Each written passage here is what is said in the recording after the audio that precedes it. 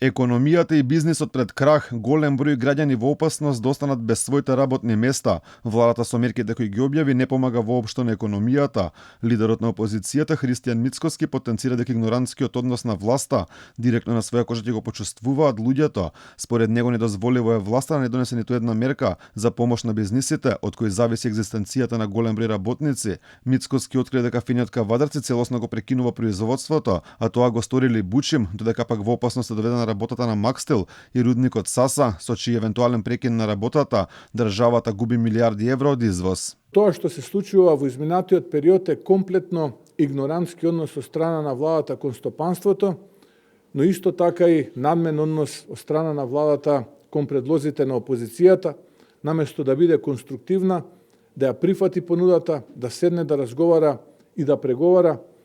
Таа вечерта организираше, би рекол, пресконференција за да каже ништо, а само да ја задоволи сопствената суета. Мицкоски објави дека ВМРО ДПМН преку своји контакти во Швајцарија, Германија и Чешка нашле поевтини количини на мазут и природен газ, повикувајќи ја владата на најбрза можна реакција. Лидерот на опозицијата изрази жалење што владата не го прифатила предлогот на ВМРО ДПМН, со кој Македонија ќе заштедела 300 милиони евра во енергетска криза, а ќе биле спасени голем број работни места. Порача дека се уште стои понудата за купување на двојно поевтина струја. Клучна поента е дополнителни количини на електрична енергија од домашно производство добиени со користење на ефтин ресурс за стопанството и економијата, да може бизнисот да се развива, а работниците да ги задржат своите работни места.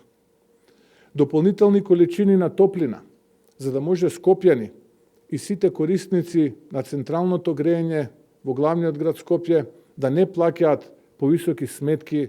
Ковачевски од собраниска говорница го повика Мицковски сите контакти кои ги имал да ги прати до министерот за економија Крешник Бектеши, и ако понудите кои ги имале бидат најповолни, ќе бидат прифатени. Секој кој што може да помогне во оваа голема криза, нормално дека тоа мислење ќе се почитува и нормално дека секој контакт ќе биде искористен. Кажав, министерот за економија е на располагање, тој веќе имал контакт телефонски, значи не е дека немал телефонски контакт во текот на вчерашниот ден.